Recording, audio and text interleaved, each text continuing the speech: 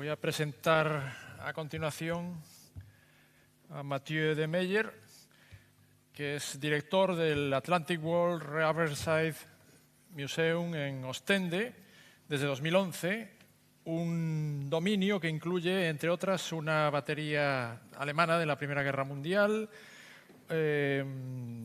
un complejo de búnkeres también de la Primera Guerra Mundial, un poblado de pescadores medieval y muchos restos de edificios que pertenecieron a la familia real belga, que usaban aquel lugar como parque recreativo. Todos estos restos están localizados hoy en un espacio protegido como reserva natural. Y Mathieu, junto con sus colegas y colaboradores, ha estado coordinando la consolidación, restauración y musealización del sitio y también las actividades educativas y eventos. Antes de 2011, coordinó varios proyectos Interreg sobre fortificaciones de la época de las guerras y de la dominación española. El asunto de estos proyectos fueron fortificaciones españolas y holandesas en el área de la frontera holandesa y belga durante la Guerra de los 80 años y la Guerra de Sucesión española.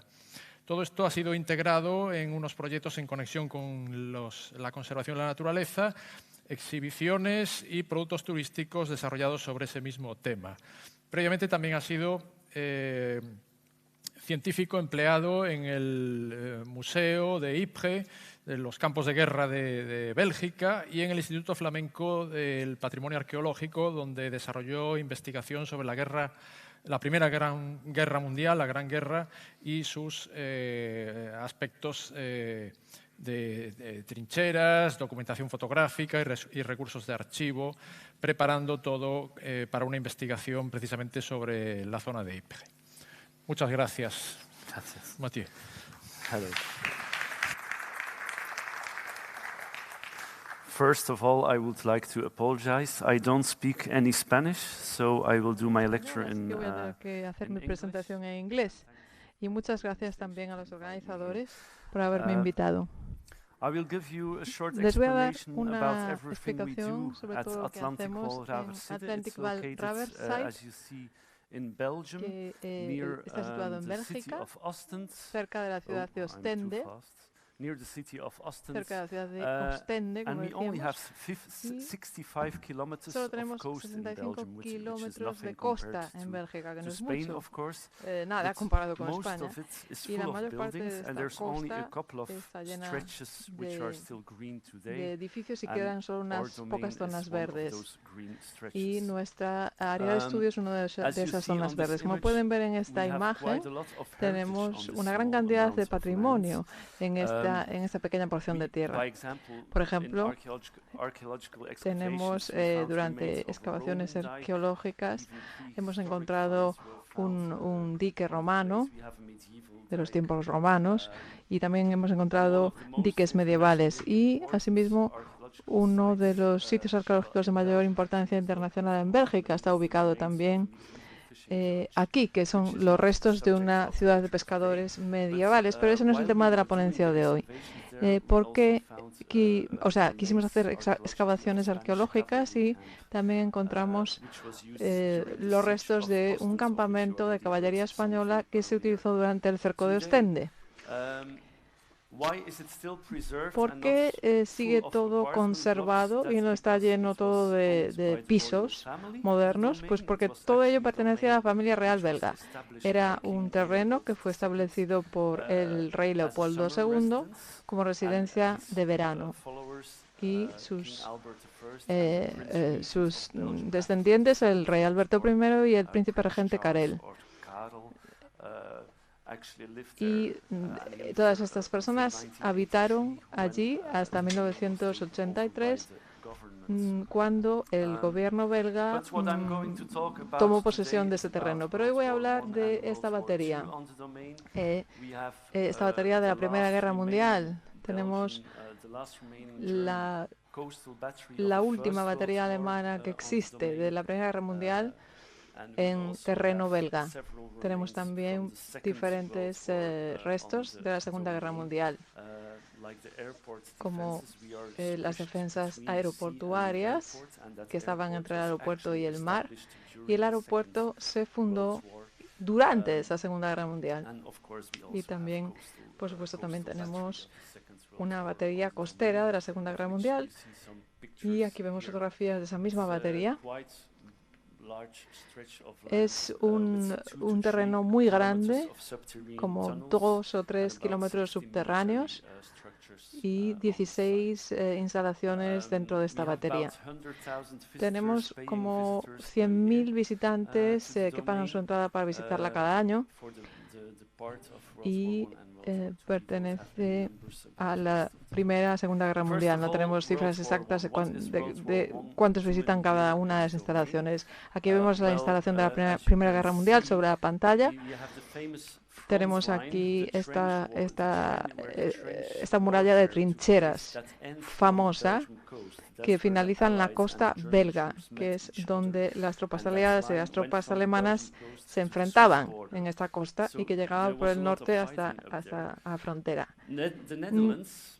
También tenemos a Holanda, que en ese momento, en la Segunda Guerra Mundial, era neutral. Entonces, esta pequeña franja costera entre Holanda y las trincheras se encontraba en manos de los alemanes durante la Segunda Guerra Mundial, y entonces los alemanes decidieron construir baterías para protegerla. Construyeron entre 30 y 40 baterías, y es una especie de muralla atlántica de vanguardia, es decir, muchas de las tipologías que se ven en la Segunda Guerra Mundial ya se ven en las baterías de la Primera Guerra. Aquí vemos fotografías, en este caso, de la Primera Guerra, y vemos exactamente el mismo tipo de asentamientos, de observatorios, de búnkeres camuflados como casas. Estos son efectos que también vamos a ver más adelante en la Segunda Guerra Mundial. Entonces, resulta muy interesante, es un lugar muy singular y, como he dicho, no existen muchas baterías que queden en pie. Hay algunos búnkeres solitarios que permanecen a lo largo de la costa belga, pero las únicas 3 baterías de la Primera Guerra Mundial que quedan en pie se encuentran dentro de nuestro dominio. Entonces, ¿por qué se construyeron estas baterías? Voy a explicarlo con esta ilustración.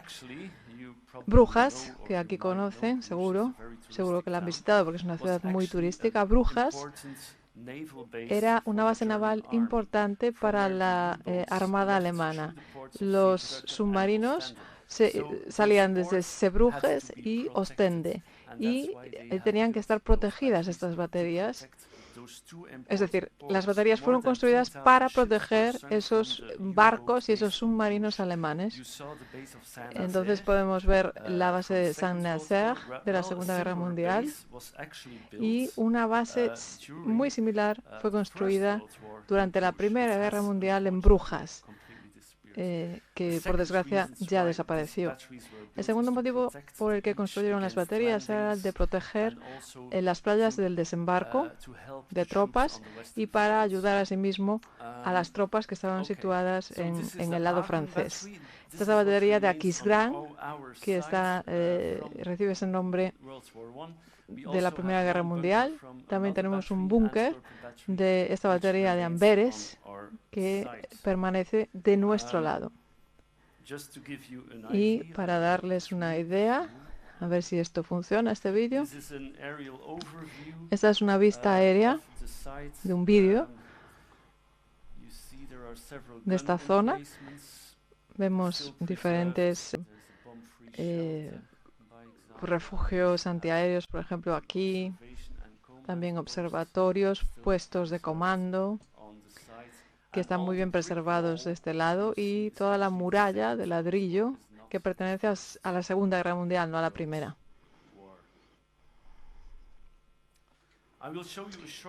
Les voy a mostrar ahora un breve vídeo sobre un proyecto que realizamos con subtítulos en inglés. Estamos en Ostende, uno de los lugares más icónicos de la muralla atlántica, y no solo por su ubicación céntrica, sino también porque es la mejor batería militar costera, la mejor conservada de la Primera Guerra Mundial. Se llama la batería de Aquisgrán. Fuimos seleccionadas por la provincia de Flandes Occidental para diseñar la ruta de la Primera Guerra Mundial y para restaurar los búnkeres. La estratificación del lugar inmediatamente nos atrajo. ¿Por qué se construyeron estas baterías? Durante la Primera Guerra Mundial los alemanes habían conseguido atrapar a esa pequeña franja costera, pero era un lugar vulnerable. Por otra parte, también era estratégicamente interesante. Por tanto, era necesario defenderla. Se ve claramente que hay mucha historia militar relacionada con ella. Nos da una gran cantidad de información y tiene un valor patrimonial para nosotros. Por ese motivo no restauramos los búnkeres de manera perfecta para tratar de conservarlos tal y como eran en la Primera Guerra. Queremos demostrar también el deterioro del tiempo y esa pátina que conservan. Podemos dividir el diseño en tres partes principales. La ruta que desarrollamos para la Primera Guerra Mundial, la restauración de los búnkeres y también la manera de contar la historia de la Primera Guerra Mundial a un amplio público. La batería de Aquisgrán, su escenografía, proporciona a los visitantes una visión de un conjunto complejo de búnkeres. Para diseñar esa escenografía, comenzamos a partir de imágenes históricas, objetos y fotos, por ejemplo, de la posición de la artillería que copiamos en hormigón en escala de 1 a 1. Los elementos de hormigón fueron fabricados por una fábrica especializada. Fue un enorme reto para hacerlos a este tamaño para la fábrica, pero también hacerlos resistentes a algunas condiciones meteorológicas difíciles, tales como el agua marina, la arena, los vientos, etc. La batería de Aquisgrán es única porque es la única que ha sido conservada de ese periodo. Todo el resto de baterías han desaparecido. Por tanto, es un ejemplo único.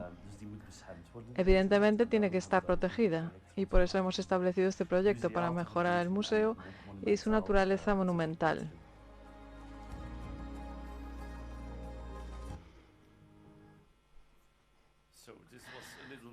Bueno, este es un pequeño vídeo que tuvimos que hacer para Europa Nostra y creo que les da una visión general del proyecto excelente. Os voy a contar un poco más sobre la restauración de este proyecto.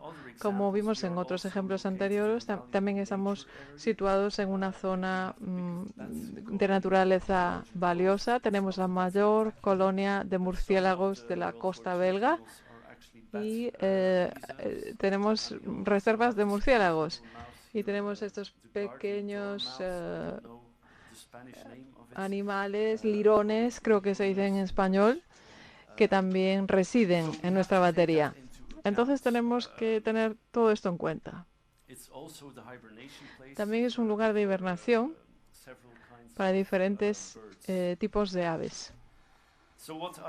Entonces, ¿qué tipo de problemas enfrentamos? Pues son muy similares a los que vemos en las baterías de aquí.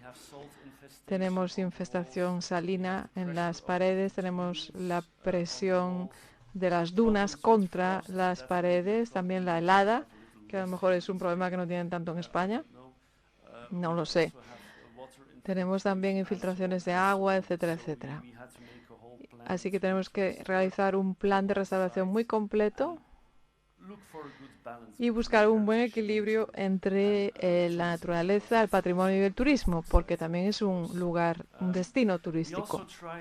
También intentamos introducir algunos elementos nuevos. En la batería de Aquisgrán quizás hayan visto esta casa en las fotos que le llamamos la Casa de Cuadros Verdes, que era uno de los edificios reales y que hubo que repintar como parte de un proyecto artístico. Hubo una serie de artistas holandeses que la pintaron. También asimismo esta casa se pintó con diversos colores Y otra inspiración fue el tipo de pintura de camuflaje de los barcos de la Primera Guerra Mundial. Entonces, los artistas realizaron una creación nueva. La artista, de hecho, dijo, las baterías siempre nos refieren a los hombres, a los soldados, a la historia masculina, porque fueron los hombres, los soldados, los que estaban involucrados en el conflicto. Pero nunca se hablaban de las mujeres involucradas también en el conflicto. Entonces tuvimos a varias artistas trabajando en este objetivo, y una de ellas era Lili van der Stoker, de Holanda. Fue un tanto extraño, pero utilizó esta apariencia que parece como una especie de pañuelo de mantel para pintar la casa y para hacer que la casa fuese como más amable, con colores pastel, digamos. Y también vemos un modelo, una maqueta de camuflaje. También hicimos una maqueta de la batería, no solo para mostrar a los visitantes cuál era su apariencia durante la guerra, sino como herramienta científica. Podemos aprender muchísimo de estas maquetas en 3D, e hicimos la reconstrucción utilizando fotografía aérea. Aquí pueden ver la batería con los cañones que están apuntando no al mar, sino a las líneas del frente, a las líneas donde estaban los franceses. Y estas imágenes se utilizaron para desarrollar la maqueta en 3D. Lo cual fue muy interesante porque algunas de las vistas que teníamos de la batería tuvieron que cambiar después de la creación de la maqueta en 3D. Pudimos corregir algunas de las informaciones que teníamos. Esta maqueta en 3D se utilizó para hacer también otras maquetas 3D, en este caso esta de hormigón. Entonces, todos los nuevos elementos de la batería se hicieron de hormigón, porque no queríamos mezclar cosas viejas con cosas nuevas y hacerlo difícil para los visitantes. Entonces, estos elementos fueron todos hechos de hormigón. Uno de los elementos que se le muestran por parte de los guías a los visitantes es esta impresión en 3D de la maqueta de hormigón. Incluso el banco. Este banco fue realizado en hormigón. Fue impreso en 3D, en hormigón, en este caso, inspirado en los que existían durante la guerra. Asimismo tenemos los cañones, los propios cañones, que ya no existen. Por tanto, pensamos, ¿qué hacemos? No mostramos ningún cañón, hacemos una réplica de los cañones antiguos. Pues construimos un cañón de hormigón. Y esta fue la tercera opción que utilizamos. Queríamos que los visitantes se acercasen al cañón y pudiesen ver de cerca cómo era el cañón. Se puede ver evidentemente que no es un cañón real, sino que es de hormigón, y de un lado nos muestra cómo funcionaría el mecanismo interno debajo de esa coraza. Este es otro ejemplo. El submarino. Les he contado la importancia de los submarinos para los alemanes. Muchos submarinos fueron hundidos por los torpedos, etc. Este es el U-11, que es un submarino alemán que se hundió frente a la costa belga. Y también queríamos que la gente le prestase atención a estos submarinos. Entonces el gobierno federal utilizó un sonar multi-haz que se utiliza para la marina, y nos ayudó a imprimir en 3D la apariencia de ese submarino utilizando la información del sonar. Tenemos también este cañón, este dispositivo que tuvimos que construir también en hormigón, basándonos en la maqueta original. En los puestos de observación parece muy lógico el permitir a los visitantes observar desde los puestos de observación. Aquí vemos a una niña que está utilizando un binocular desde el puesto de observación para observar el mar. Y en las paredes se ven los tipos de barcos que tenían que reconocer los alemanes cuando estaban en su puesto de observación. Esta es una interpretación moderna, evidentemente, de los mapas antiguos como este. Asimismo, el refugio antibombas es un lugar ahora que utilizamos para mostrar películas, imágenes, fotografías y películas del Heimat alemán que se mezclan con imágenes de bombardeos. Esta es la fuente de Bárbara, que es una fuente que existía en ese lugar. Los alemanes utilizaban estas fuentes, también las restauramos y como podéis ver en la fotografía de atrás, también teníamos estas barracas de madera que todas han desaparecido, pero construimos una barraca nueva de madera. Esta es una recientemente construida, pero nos referimos a las antiguas barracas que existían ahí. En el interior vemos 6 fotografías de soldados alemanes y cada pantalla muestra un sentimiento. Queríamos también mostrar la perspectiva de los alemanes. En una pantalla pueden ver el sentimiento de miedo en un soldado, en el segundo felicidad, en el tercero otro sentimiento y se escuchan también fragmentos de cartas reales escritas por los soldados alemanes que enviaban a sus hogares. También tenemos las hamacas, porque ahí es donde dormían los soldados durante la guerra. También queríamos mostrar esta perspectiva. Ahora pasamos a la Segunda Guerra Mundial. Para los que no conozcan, el Atlantic Wall se construyó en 1942. Ya se habían construido búnkeres anteriormente. Iba desde Noruega hasta la frontera franco-española. No estaba en este país, por desgracia. Y por nuestra parte, esta batería Saltwedel-Neu está conservada. Y lo único de este emplazamiento es que se puede ver toda la evolución del Atlantic Wall en nuestra zona. También se utilizaron emplazamientos de cañones abiertos que se colocaron aquí más adelante cuando se programó el Saxtenbow Program, que se inició en 1943, que sustituyeron los cañones externos por cañones internos. Y aquí podemos ver toda la historia en el emplazamiento. Como ya he dicho, hay de 2 a 3 kilómetros de túneles interiores en la zona que son de la Segunda Guerra Mundial. Aquí tenemos una visión general de la zona. Tenemos búnkeres de munición, búnkeres de observación. Es difícil porque se está moviendo todo el tiempo.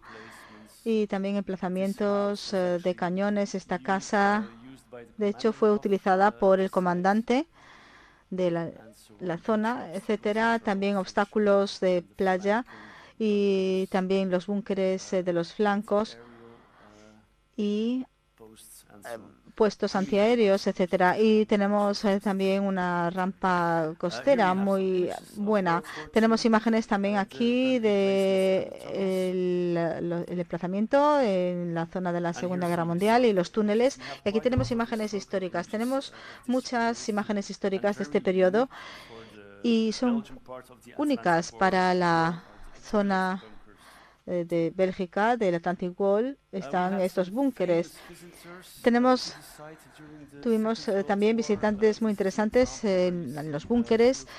Aquí tenemos al mariscal Rommel, que de hecho fue muy activo en el norte de África después de la Segunda Guerra Mundial, pero después se convirtió en responsable del Atlantic Wall. Y otro visitante importante fue Gustens, el almirante o el comandante supremo de los alemanes, que se convirtió en jefe de Estado después de la muerte de Hitler y también visitó la zona. No voy a hablarles mucho de cómo esto se ha hecho, la Segunda Guerra Mundial, pero hoy en día pues contamos la historia de una manera muy clásica. Entonces tenemos muchos modelos, dioramas que muestran cómo vivían los soldados durante la Segunda Guerra Mundial. Tenemos aquí más imágenes. Y en el futuro probablemente seguiremos mostrando cómo vivían en esos búnkeres, pero quizás a una escala más sobria, como solía ser en la Segunda Guerra Mundial, y lo haremos según las imágenes que tenemos. Entonces, tenemos que comenzar con la restauración de los circuitos. Solamente hemos hecho la parte de la Primera Guerra Mundial hasta ahora y estamos trabajando en una nueva escenografía, nuevas técnicas, etcétera, etcétera. Y hay otro proyecto que se está realizando en medio, que es la restauración de este búnquer en torno a la meteoría de Amberes. Hace 2 semanas es esta imagen. Queremos construir una serie de zonas de juego para niños en torno a este búnker y también se va a utilizar para proyectos de arte callejero. Este es un plan que ha sido cancelado, una residencia para escritores. Entonces, bueno, no voy a hablar mucho de este proyecto. Uno de los problemas es la energía sostenible, que puede ser un objeto muy bueno para un proyecto europeo, pero no les voy a ocupar en eso. Hoy hemos invertido también mucho en la restauración de grandes piezas de colección, los cañones, las luces, etcétera.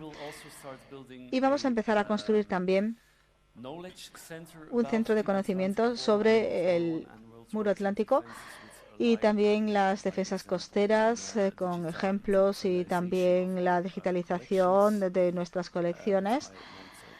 Pero no voy a hablar mucho de ello porque quiero pasar a otros aspectos educativos. Y también hacemos mucha investigación científica con diversas universidades de Bruselas, por ejemplo. Ahora tenemos un gran proyecto de inventario en donde se hace el inventario de todas las fotografías aéreas de la Segunda Guerra Mundial. Y también analizamos estos datos y se comparan para crear un mapa completo del Atlantic Wall desde los grandes búnkeres hasta las pequeñas trincheras que ya no se pueden ver. Y también publicamos obras sobre ello, como esta obra que está a la derecha, y también hacemos exposiciones. También recabamos testimonios, entrevistamos a personas que vivieron la guerra. Esto es algo importante que habría que hacer para la Segunda Guerra Mundial. Lo hicimos hace unos 10 años. Entrevistamos a mucha gente antes de que sea demasiado tarde. Entonces, esto es lo importante. También para la investigación científica es importante. Ahora voy a hablarles un poquito del factor turístico y del factor educativo. Como ya he dicho, manejamos una pequeña zona costera, entonces hay varios turistas. Hay muchos turistas, también Brujas está cerca, que es una de las ciudades más importantes turísticamente hablando. Entonces, lo que hacemos es traducir todo en 4 idiomas, en holandés, en francés, en alemán y en inglés, para llegar a la mayor cantidad posible de turistas, porque tenemos un público internacional muy grande. Aquí vemos un tranvía que se utiliza para promocionar la costa belga. Y este tranvía está en funcionamiento. ¿Y cuáles son las posibilidades? Se pueden hacer visitas individuales y también, en cierto modo, se pueden hacer con elementos portátiles, como los que podemos ver aquí. Tenemos también imágenes en 3D, sonido. Y para los niños tenemos una búsqueda del tesoro. en la ruta de Alfred, se llama, y funciona muy bien. Y para los adolescentes, el año pasado empezamos con una especie de juego de escape, de enigma, que es muy popular. Tenemos que seguir perfeccionándolo, pero bueno, funciona muy bien. Este es un ejemplo del libro de búsqueda de los niños. Entonces, bueno, hay emojis y otras cosas modernas que se pueden utilizar para explicarle a los niños cómo funcionaba la batería y para qué se usaba. Este es parte del enigma de escape para los adolescentes que hemos desarrollado. Es muy difícil, para ser sincero, pero bueno, parece que les gusta. Entonces, bueno, tenemos a muchos adolescentes que quieren venir a jugar, y también tenemos un juego de viaje en el tiempo para niños, para contar la historia de todos estos aspectos que hay en el parque.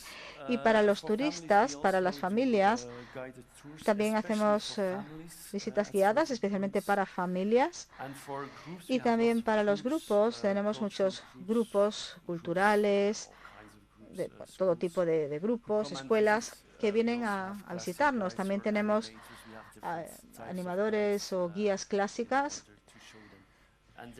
y también tenemos un búnker con una maqueta en 3D que ya les he mostrado, y bueno, puedes utilizarlo como si fuera un juego y gusta mucho. Programas educativos, tenemos diversos programas educativos.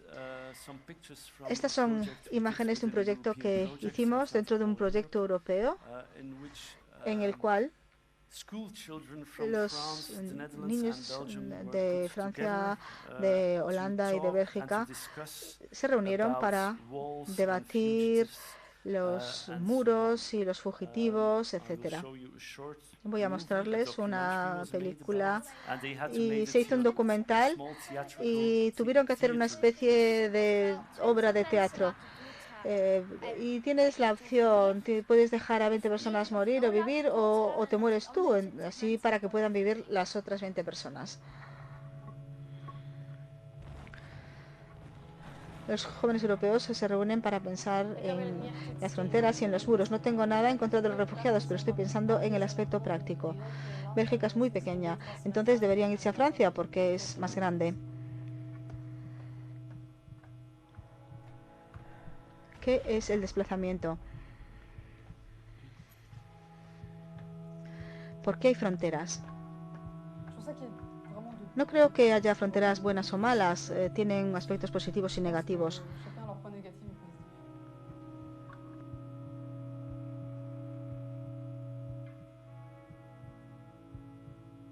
¿Cómo se siente la guerra?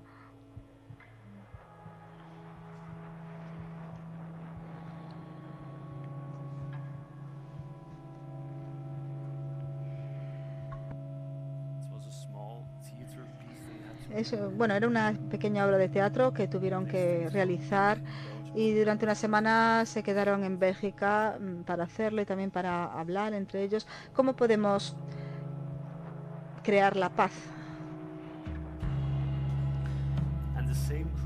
Y el mismo grupo de alumnos fueron a Normandía más adelante para conmemorar el desembarco de Normandía, del día de... Se hizo un documental del proyecto y también se puede ver online. Y otra cosa que hacemos, por supuesto, son exposiciones. Aquí vemos una parte del muro en donde hay fotos de los estadounidenses en 1945. Creo que en España sería difícil encontrar un muro tan largo para hacerlo, pero para nosotros es posible. También Stefan Van Rifle es el fotógrafo belga más famoso. E hizo una foto, un libro y una exposición sobre todo el Atlantic Wall, pero lo observó desde un punto de vista más estético. Y fue una exposición muy popular y rompió récords. E incluso llegó al New York Post. Y en el parque también mostramos exposiciones de foto cada año. Por ejemplo, hicimos un concurso internacional en el que la gente podía fotografiar los búnkeres y mostramos las mejores fotos en el parque, y esto también formó parte de un proyecto europeo. Hay algunas exposiciones de arte que son más controvertidas, que a veces realizamos. Aquí tenemos ejemplos de exposiciones artísticas que hemos hecho. Y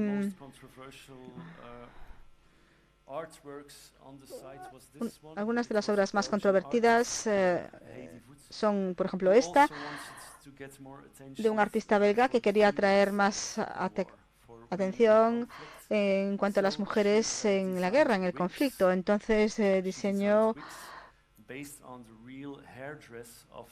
unas pelucas basadas en peinados de mujeres que habían participado en los conflictos en el siglo XX y XXI, y ha puesto estas pelucas sobre la cabeza de estos maniquíes de soldados alemanes.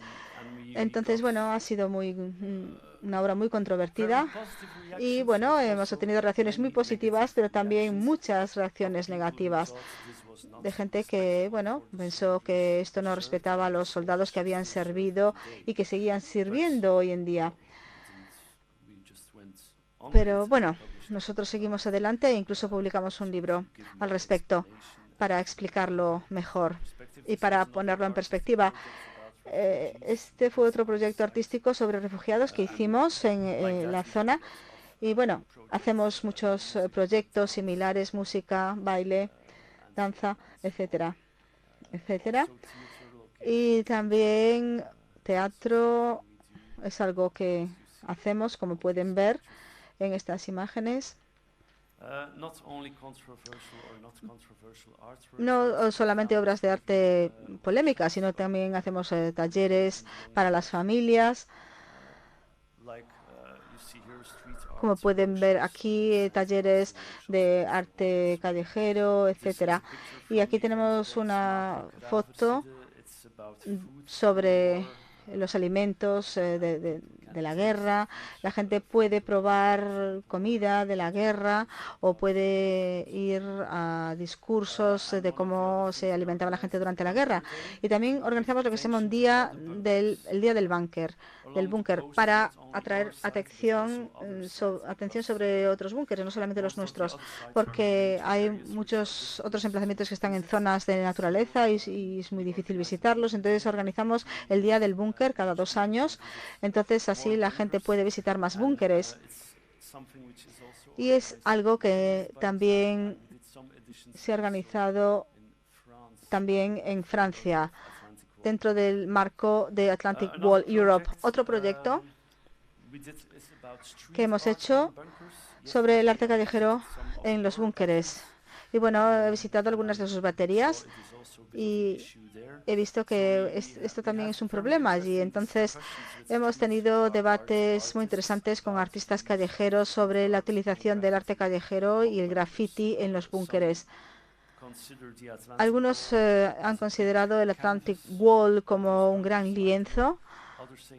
Todos esos búnkeres son ideales y otros dicen no, es patrimonio protegido, no está permitido poner grafitis. Y bueno, en medio de todo esto, aquí vemos ejemplos de arte callejero en búnkeres, pero estoy seguro de que ya conocen esto. Entonces, nosotros también invitamos a algunos artistas callejeros a hacer proyectos con nosotros.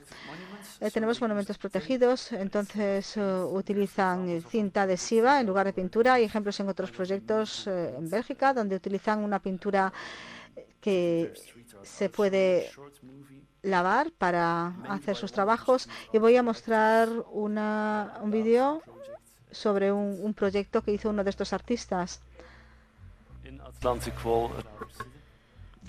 Atlantic Wall. Esta es la zona de observación de la Primera Guerra Mundial, Segunda Guerra Mundial. Entonces puso unas estructuras sobre ello.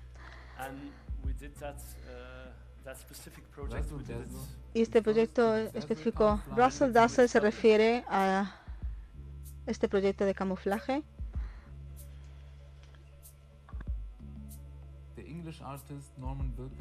El artista inglés Norman Wilkinson sugirió el camuflaje dazzle siguiendo una nueva idea, la irritación en lugar del ocultamiento. El dazzle camouflage utiliza unas bandas blancas y negras y algunos elementos de color y también unos bordes abstractos que confunden la forma de un barco totalmente.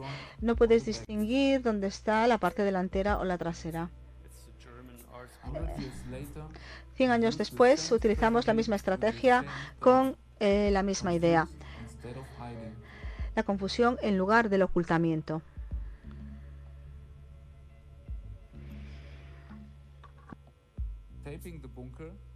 Poniendo estas cintas en el búnker en Dazzle Camouflage sigue dos objetivos: hacerlos extremadamente visibles, hablar sobre ello y, en potencia, luchar sobre el arte en zonas patrimoniales. En segundo lugar, pensar en la forma, la sustancia y la función de estos bloques de hormigón, y todo tiene que ver con imaginar nuevas maneras para abrir para una zona costera europea abierta y tolerante, de donde se supone que todo el mundo puede trabajar y que todo el mundo tiene que cuidar. Al hacerlo, cambiamos el significado original de un búnker totalmente. Por eso hacemos este proyecto.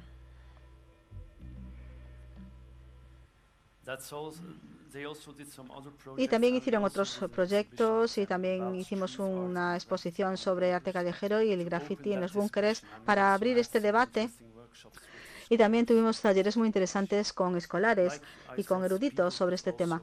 Y como ya he dicho, la gente también nos puede contar lo que deberíamos hacer con esos búnkeres. Porque, bueno, algunos incluso querían que se convirtiese en una zona de paintball. Y esto me lleva a la parte final de mi breve discurso. Este proyecto de arte callejero también forma parte de un proyecto que ya he mencionado un par de veces, que se llamaba Atlantic Wall Europe. Era un proyecto de la Unión Europea con socios de Francia y de Bélgica y de Holanda. Y visitamos muchos emplazamientos también en Dinamarca y, bueno, por desgracia, por el COVID tuvimos que frenar las visitas, pero tuvimos reuniones muy interesantes y muchos debates sobre el arte en los búnkeres, sobre la educación en los búnkeres, sobre la ética, etcétera, etcétera. Y también organizamos congresos sobre este tema. Pero un aspecto en el que todo el mundo estaba de acuerdo es que el Atlantic Wall es un símbolo de opresión y exclusión y también es un lugar de recuerdo, algo que debería preservarse para generaciones futuras y en lo que tenemos que trabajar. Y también se necesita una mayor cooperación europea cuando hablamos de búnkeres y también el patrimonio en general. También formamos parte de un grupo de acción sobre el patrimonio disonante con el Ministerio Federal de Alemania. Y queremos que la gente sea más consciente de esta disonancia en muchos emplazamientos y cómo debemos enfrentarnos a esta disonancia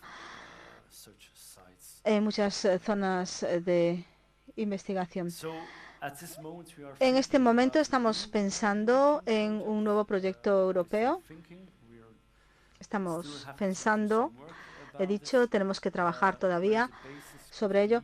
Y su base podría ser una carta ética para debatir y hablar de cómo deberíamos manejar este patrimonio, lo que es posible hacer con este patrimonio, sobre la preservación, la educación, actividades, artes, mercancías.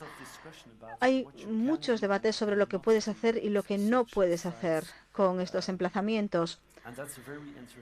Y este es un tema muy interesante para tomar como inicio para un proyecto europeo futuro, quizás. Entonces, bueno, esperemos que este proyecto se materialice. Entonces, bueno, esta ha sido mi presentación. Si tienen preguntas, voy a estar aquí mañana y el sábado. Y estas son nuestras coordenadas. Gracias.